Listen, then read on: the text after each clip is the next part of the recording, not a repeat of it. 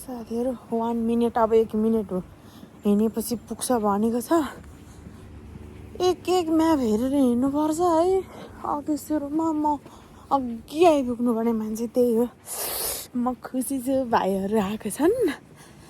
के ल्याइदिएको छन् चिची पापाहरू ओ सेट सक्यो त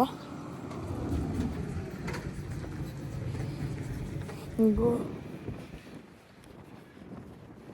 कहाँ हो त घर लगेर कुन चाहिँ घर हो म्यापमा यही देखाएको छ सिधै त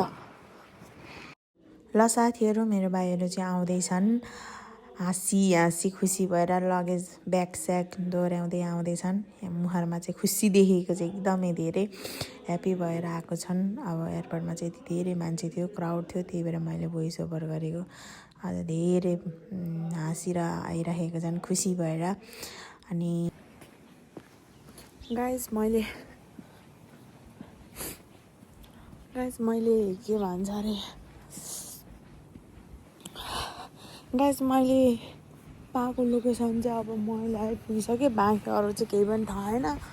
मेरो लागि टोटल यो न्यू ठाउँ हो कता यत्रो घर छ है फेरि बोर्डहरू छैन एउटा पार्लरको लोकेसन छ अब फेरि लोकेसनमा देखाएको यहाँ छैन यस्तो हावा चलेर आँखामा नि आँसु आइरहेछ हो यही हो ठाउँ चाहिँ तर कुन चाहिँ घर अब त्यही मात्र पत्ता लगाउनु बाँकी छ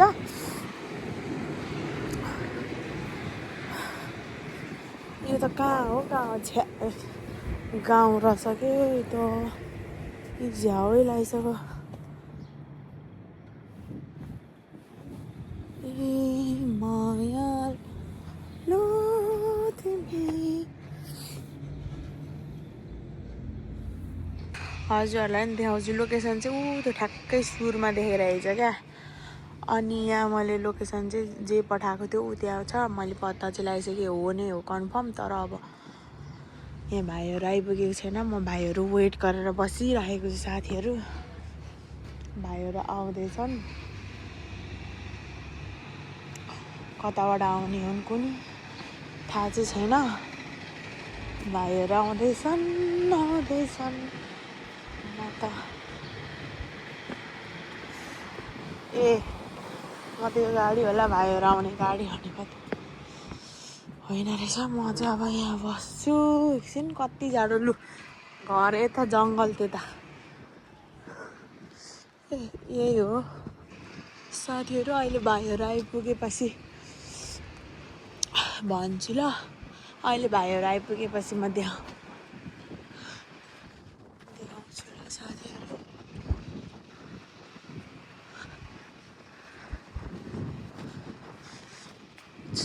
जङ्गलको छेउमा रहेछ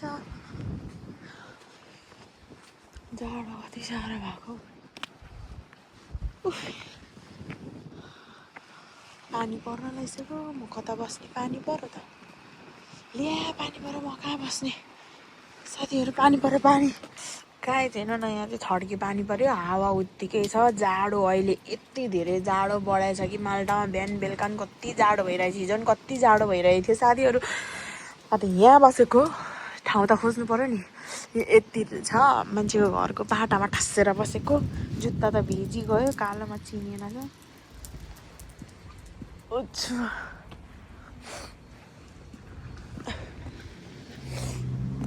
मेरा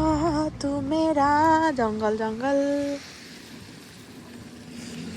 ए म त यो ट्याक्सी होला भाइहरू आएको भनेको त होइन रहेछ म आइसके यो बोल्टमा भाइहरू आइसके आए साथीहरू आए त्यहाँनिर को आए 3 जना माल्टाको लाउरे भइसक्यो यो भाइ पनि हाई भन भाइ के भरे तिम्रो ल वेलकम टु माल्टा यहाँ बुके दिने चलन छैन नि त ल वेलकम टु माल्टा भाइ कस्तो भयो यात्रा राम्रो भयो दुबईमा कति घन्टा अनि ट्रान्जिटमा मोबाइल चलाएन परेन त्यति हामी यताउता गर्दा गर्दै भइहाल्यो कत्रो धेरै हिँड्नु परेको ए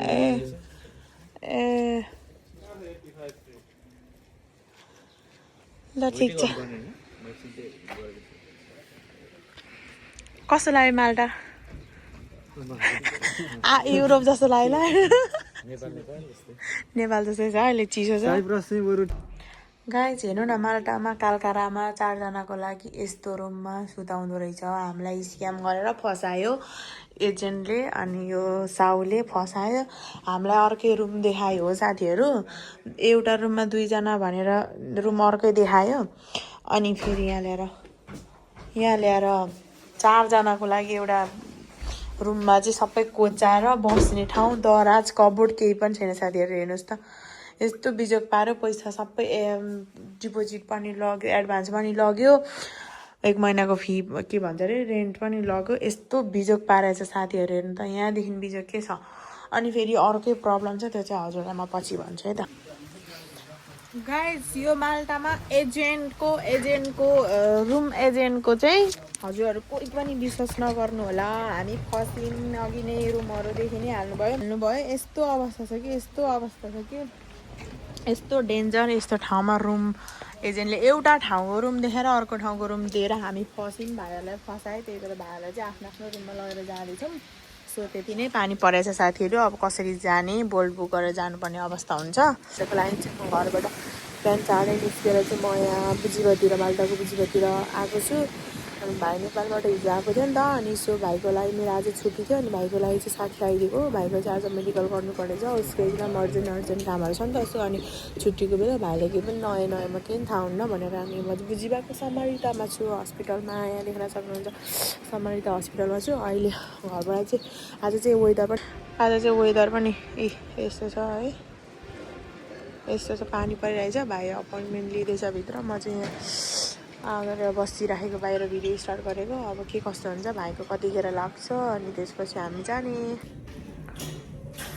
सो साथीहरू अहिलेको लागि चाहिँ फर्म भर्दैछ भाइहरू त्यहाँ बसेर फर्म भर्दैछन्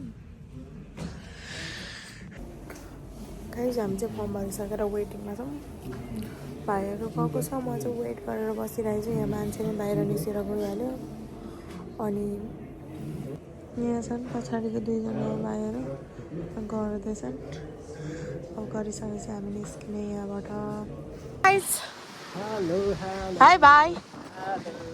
कस्तो भइरहेछ 4वटा इन्जेक्सनले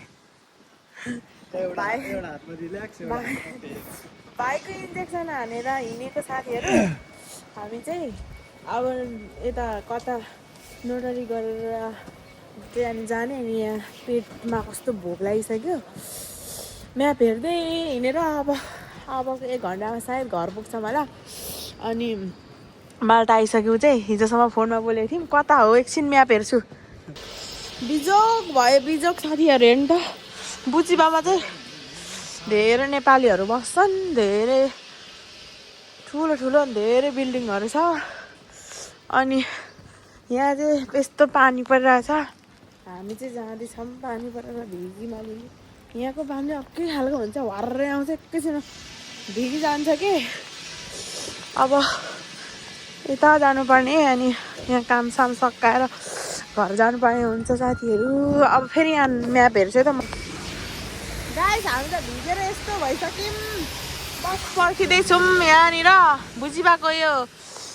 स्विट के हो प्रनाउन्सिएसन पनि गर्न आउँदैन हामी चाहिँ त्यस्तो छौँ अब बसायो क्या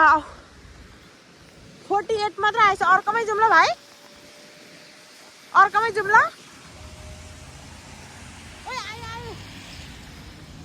42 बस आयो साथीहरू अब जानु तँ कार्ड ल्याउ त ओइ रुक न हातले तर यो जान्छ होला यहीँ आउँछ बस पुरै भिगिसक्यो नि है बस आयो यता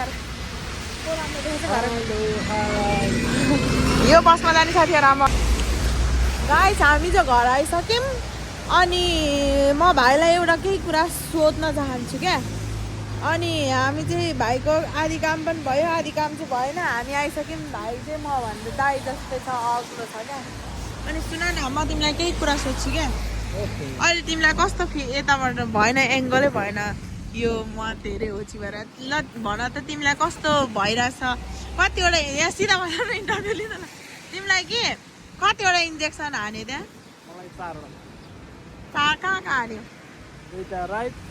अहिले ठिक छ हौ कतिको पेन भइरहेछ ल लु